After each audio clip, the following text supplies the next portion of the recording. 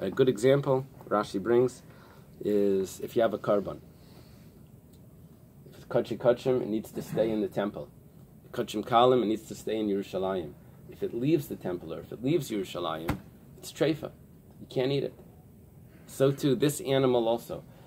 It's inside the mother's womb. It has certain confines where it needs to be for the shechita of the mother to permit it. If it leaves those confines, so then it's considered treifa. Chutz l'mechitzasei. We learned from this pasuk that that arm becomes treifa, and that's Rabbi Yehuda says in the name of Rab, that arm is asur. Okay. Tanan, it was taught in a Mishnah, very familiar Mishnah. Behema makasha leilid, an animal that's having difficulty giving birth. V'haitziu beres yadai, and it sticks out its arm. V'achzira, and it brings it back. Mutar ba'achila, it's permissible to eat it. It's a quote from our Mishnah. My love, is it not aiver? It's referring to the limb. It says permissible to eat it. The Gemara says loy. It's not referring to the limb. Ubar, it's referring to the fetus. The Gemara asks, Ia ubar, if it's referring to the fetus, my area hechzirei. So why does it need to bring the arm back? Afilu lo yechzir nami. Even if the arm stays out, the fetus, that was always permissible. We're only discussing the arm.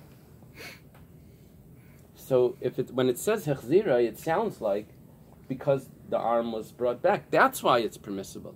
But if it would be out, then that arm would be asur. But if it brings it back, it's permissible. It sounds like it's talking about the arm, not the fetus. The Gemara says huadin, the same rule would apply. Afal gav delay hechzira.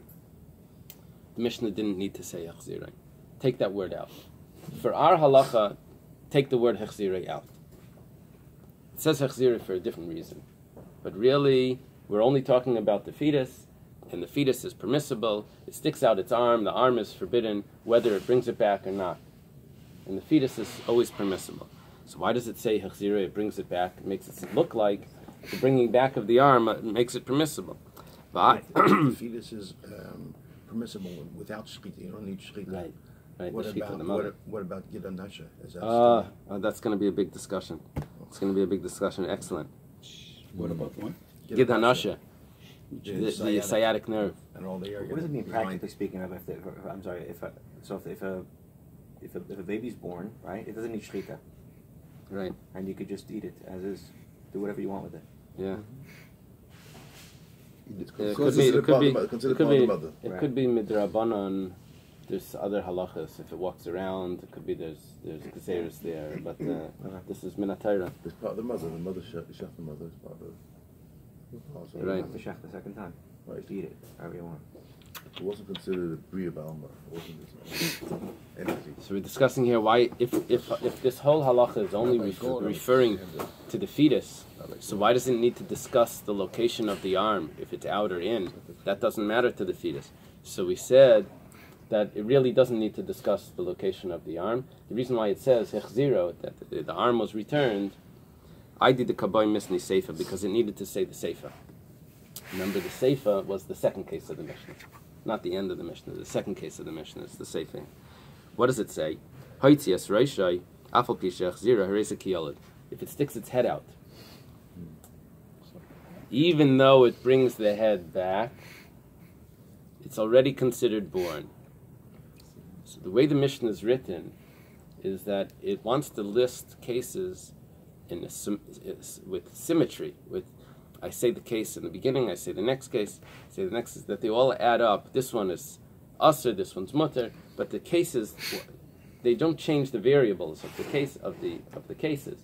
There's only one factor that's changing. This is the arm and this is the head.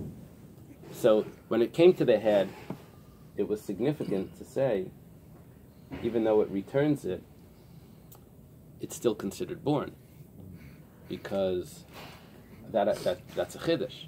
I could have thought that maybe if it goes back in, it's the head went back in, it's not a problem. So because it wants to tell me that when the head goes back in, it doesn't matter, it's already considered born, it's too late. So therefore, that's an important halacha. Over there it's asur. Over there it needs shechita. So Tananami Reisha 0. So that's why in the Reisha it also talks, when it discusses the arm, it says that it brought it back in. So the arm is what's the chiddush here? The arm is the chiddush, right?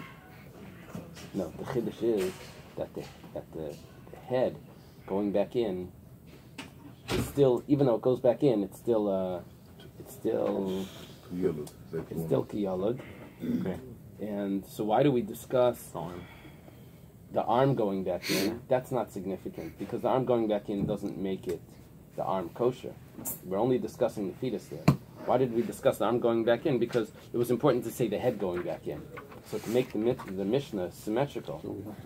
So we talk about going back in by the arm as well, even though we're not even discussing the arm. The arm was treif anyway, we're only discussing the fetus. But to match it up with the seifa, we say Hechzira. The Gemara asks, the seifa my kamashmala. Is it so significant to say in the seifa that the head goes back in? In other words, what we're doing here is we're saying the reason why we said this vague term in the Reisha was because the seifa we needed to teach this. What really did you need to teach in the seifa so much that you had to put it in the Reisha as well? What's the chiddush of the seifa? The kivan the yatzu Reisha havale leida. You wanted to say that once the head goes out, it's considered born. By the way, we have other Mishnayos that say that, and you didn't need to say this in the seifa either.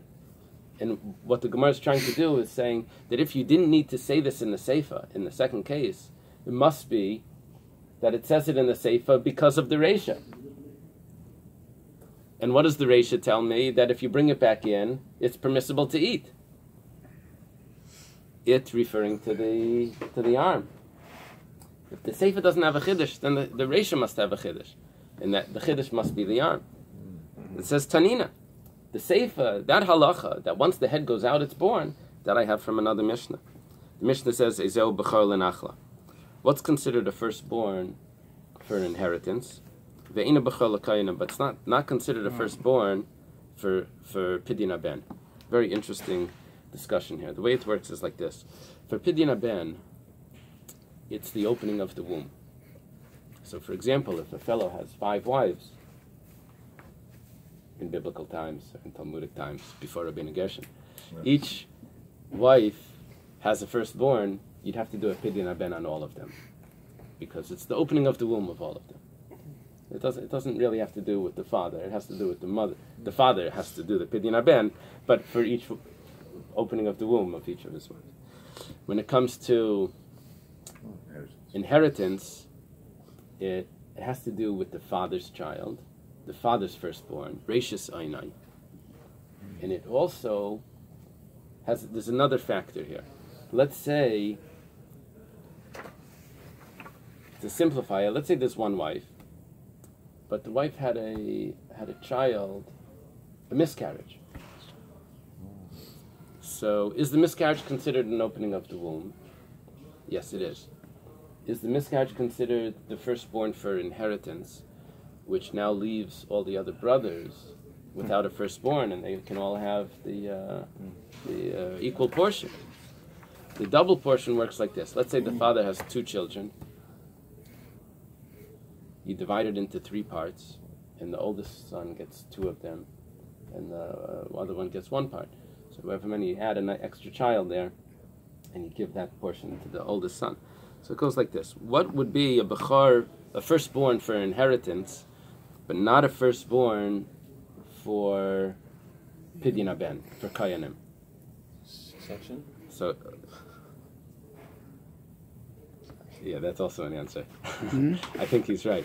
I think if it's a cesarean, because it's not an opening of the womb, so that's patur for pidyon haben, but it would still be a firstborn for inheritance. That's also an answer. The Mishnah doesn't say that here. It says, or maybe in the list it's there, but it's not quoted. It says, Haba achar nefalim, a child that comes after a miscarriage. Afal pi sheyatzer rishon chai, even though the first child put out its head while it was alive,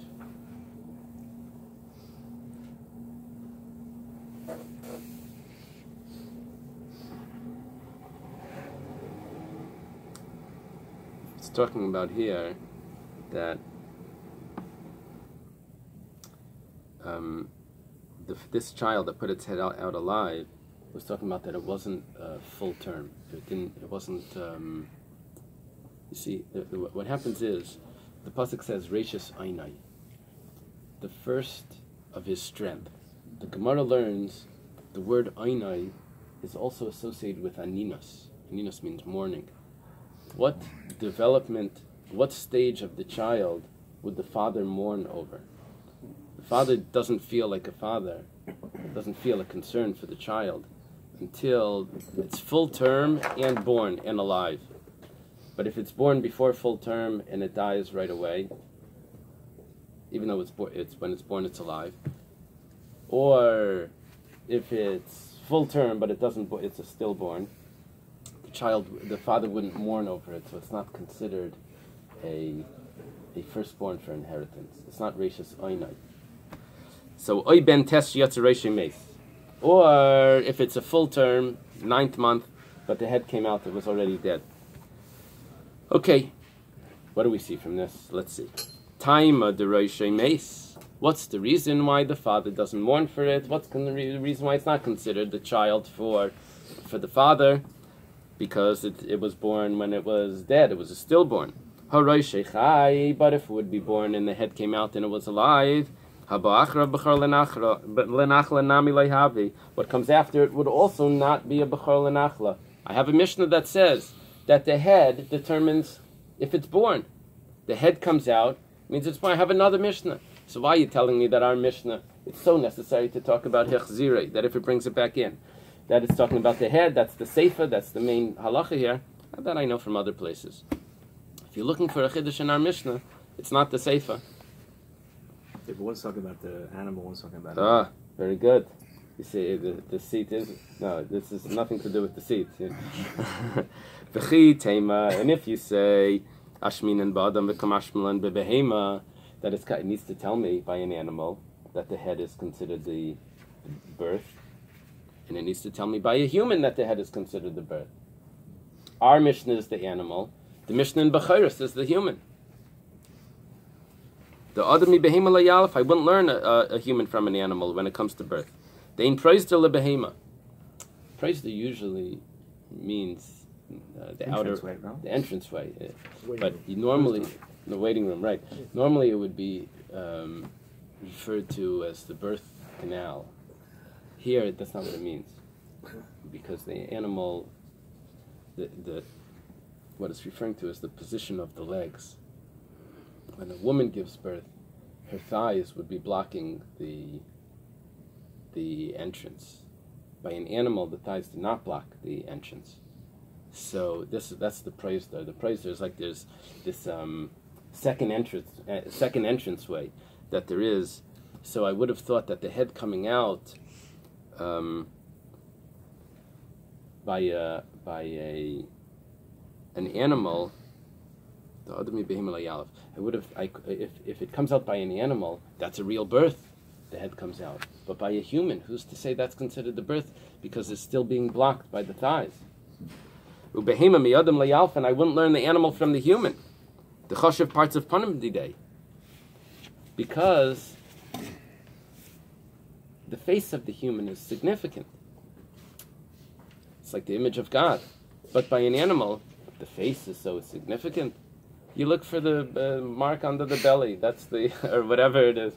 It's not the face of the animal that gives you the recognition. It's whatever, colors and marks and this. It's not the face that's the... So I would have thought that maybe it's only by a human that the head is the birth. The Gemara says, 1 second. You wanted to say that he didn't have this halacha by an animal? Hanami tanina, I have the halacha by an animal as well. Shilya, which is the placenta, afterbirth. Shiyatsa miktsasa sura ba'achila. Kasimin vlad be'isha, kasimin vlad be'behema.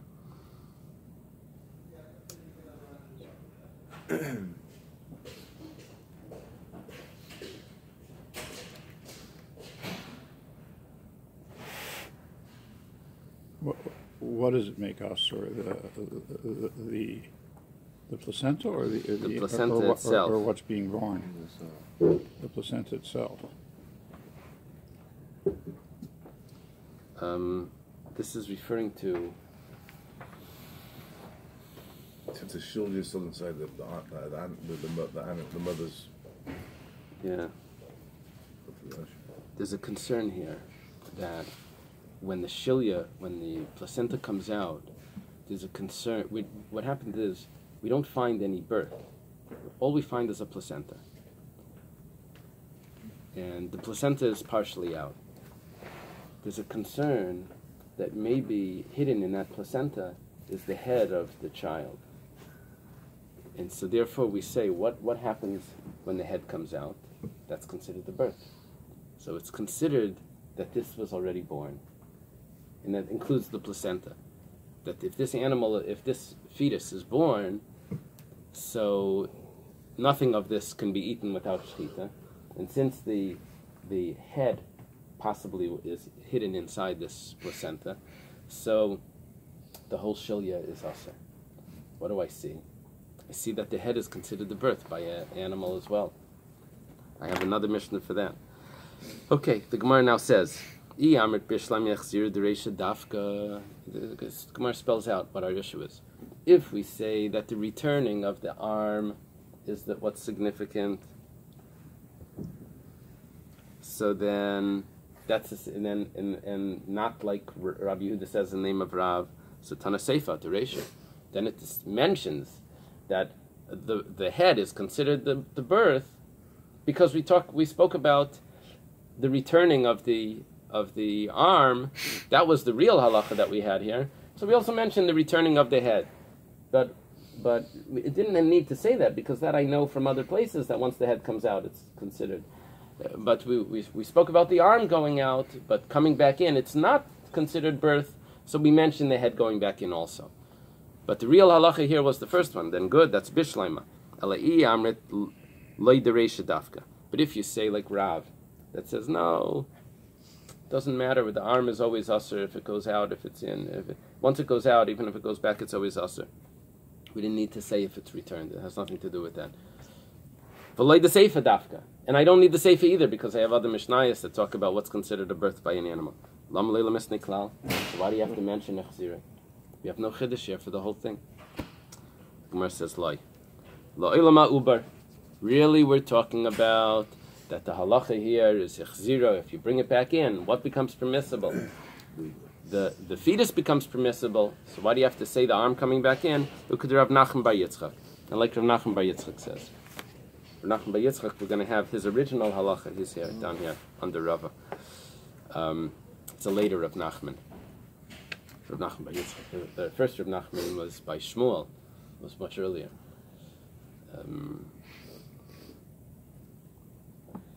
So he discusses an interesting point. His original halacha we'll see on the next page, but we're saying that the same thing that he says there also is applicable here. It's not necessary. Over there he says that what about the spot of the cut? So for example, there's a piece of the limb there's a piece of the arm that's sticking out. At the very location between in and out, that location, it didn't go out yet, but it's also not in. So if it returns it back in, so then that location of where it was right at the edge, that's considered inside. But if it doesn't return it back in, so then that location, that spot between in and out is usher. Because how do we view that spot right there? That's the chiddush of the Mishnah. Direction. That's the chiddush of the Mishnah. I'm sorry? Direction. Or well, what it's it's doing. it's that spot that this whole halacha is for one sliver of meat. If it returned it back in, then that sliver is permissible, and if it didn't return it back in, that sliver is forbidden. So that's why we had to say there's a chiddush in the Reisha of what's mutter ba'achila? The makom chetach. The spot, that one spot of, okay. Tashma, come and listen. This is not the Mishnah, this is a Brisa. Behem amakasha leiled, an animal that's having difficulty giving birth. It's the fetus sticks out its arm, and then it returns it. And then you shechted the mother. Mutter b'achila. It's permissible to eat it. Same ambiguity that we had in the Mishnah. If you shech the mother, and then the somehow the fetus comes back in, that's asur b'achila, that you can't eat it. Sounds like the arm. This is more clear. It sticks out its arm, and you cut off the arm. And then you shech the mother, that limb is considered nevela. It's tamei and it's asur. It's just like there's nevela, a whole animal dies. The limb is also considered a nevela. What's inside is tahar, and it's mutter to eat. If you shech the mother, and then you cut it off, habasar maga nevela. That flesh is nevela. That limb is nevela. So therefore, what's inside touched nevela, because that flesh is edible.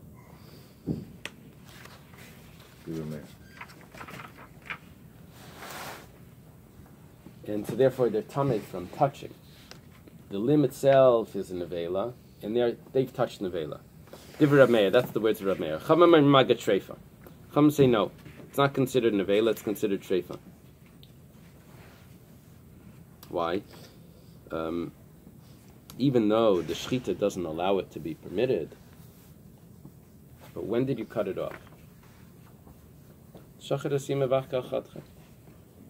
What happens if an animal is a treifa? It's about to die when you shecht it. So the shechita is mitarit from being a nevela. It's not considered a nevela. You did shechita on the animal. It was about to die, but you did shechita. So here you have a limb that you can't eat, but you shechted the animal. You shechted the mother. You can't eat that limb. You shechted the mother. It shouldn't be a nevela. It's just a treifa. It's a treifa. I can't eat it, but it's not nevela because the shechita is mitarit. It wasn't actually inside. So it's maga treifa. It's considered that you've touched the treifa. The uber and the animal is considered that you've touched the treifa. The animal is dead. The mother is dead. It was just a shechita.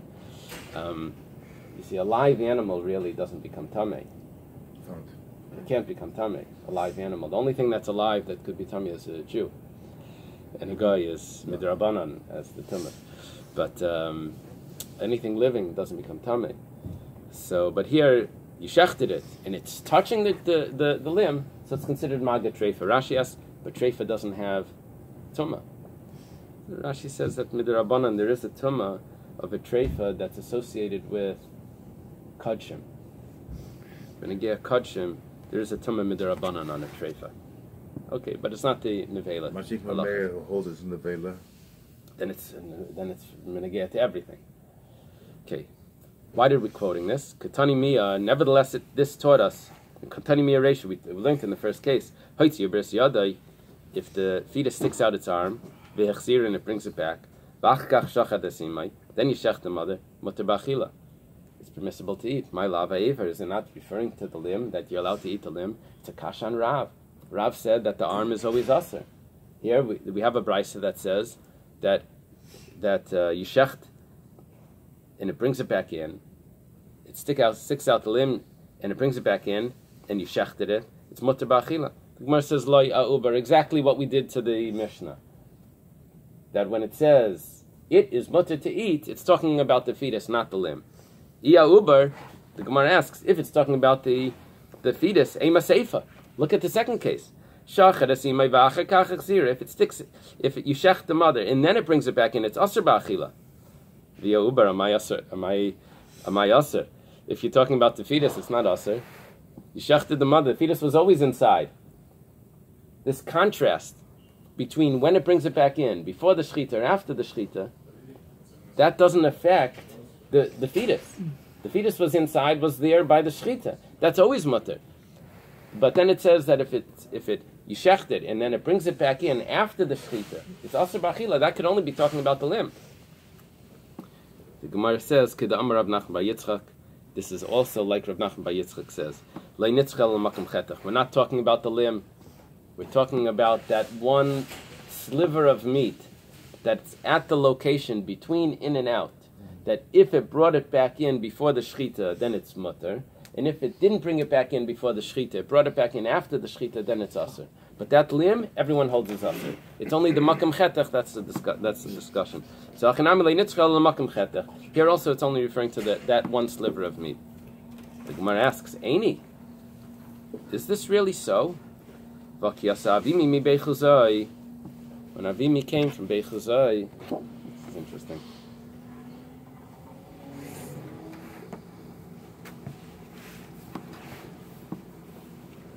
Here's Avimi.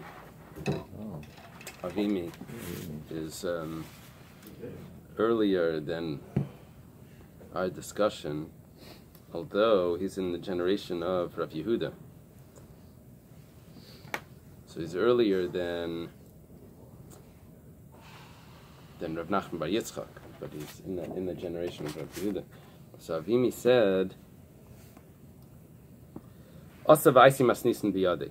He brought him a brisa. It's a very interesting brisa.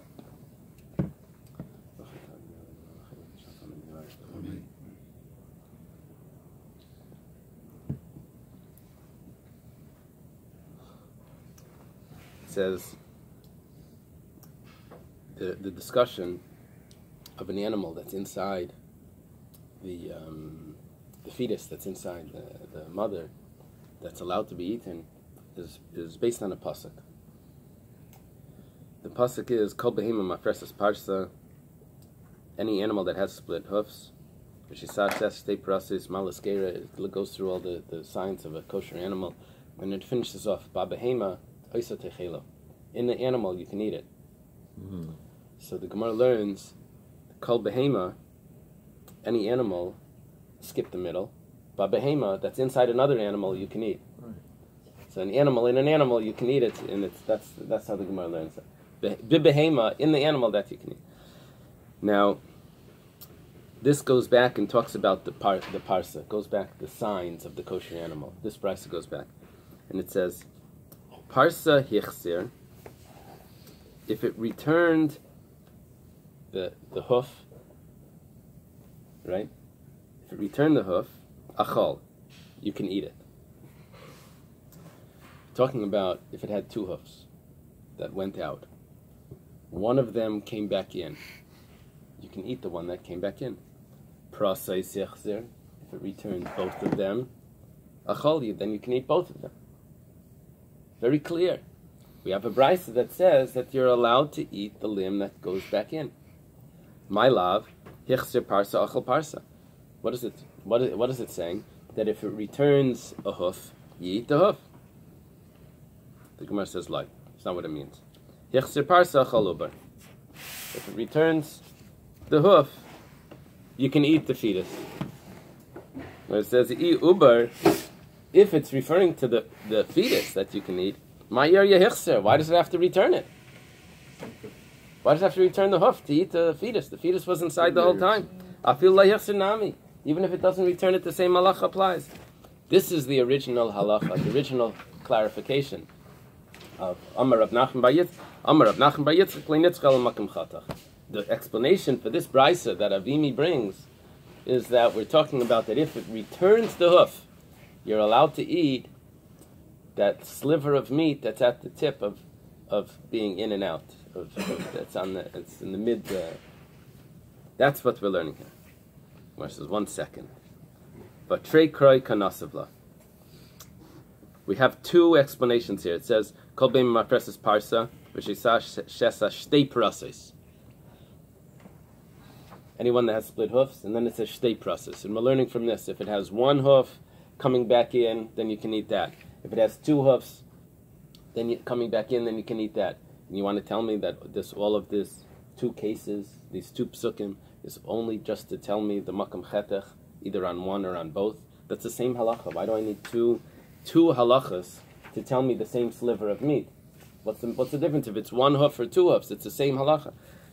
My love, chad le'ever v'chad le'makam chetech. It must be that one of them is telling me that you can eat the limb if it returns it. And one of them is telling me that you can eat that location only if it returns it, not if it doesn't, right? Gemara says, "Loi." It's not what it's coming to tell me.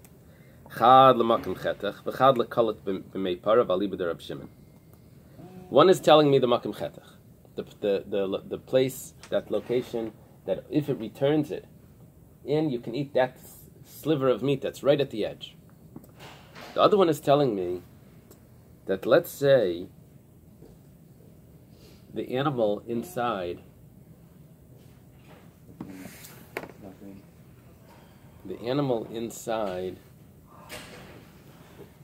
is not the same animal as the mother. It looks different than the mother. They say Mary had a little lamb and the doctor fainted. Right? The mother is a cow, let's say, and when they cut it open, they find the fetus inside has the hoofs are like a camel, that it's not split all the way. So Reb Shimon holds that if a cow gives birth to an animal that looks different, Reb Shimon holds that if it doesn't have the correct signs, Reb Shimon holds that it's aser. Here we have a chiddush. Reb Shimon normally would say that if this animal was born, it would be treif. I say treif. It's not kosher. It's not a kosher animal. Let's say it's inside. Now we have a chiddush. That even according to Reb Shimon, that would normally say it's aser, but now I'm just going to look at it just like a regular limb of the mother, and I'm not going to look at it that it's a different species, and I'm going to say that it's kosher. So the process that we're saying here is coming to tell me an interesting halacha. One halacha is telling me, if it brings it back in, it's telling me that it's makom chetach, that location is permissible. And the other one is telling me, let's read this through. Valibeder Reb Shimon, Damar Reb Shimon, Kalut ben para aser. Kalut means if its feet are not totally, if the hoofs are not totally separated, that's normally aser, that animal. Hani mili hechad yatzalav yira'elam. That's only if it was born. Aval b'me'im ay shari. But if it's still inside the mother, it's shari, means permissible. Okay, we have a clear opinion here of Rav, that the limb is forbidden if it goes out, even if it goes back in, that limb always remains forbidden. But if it goes back in, that location of right at the edge will be permissible, and the whole fetus is of course permissible.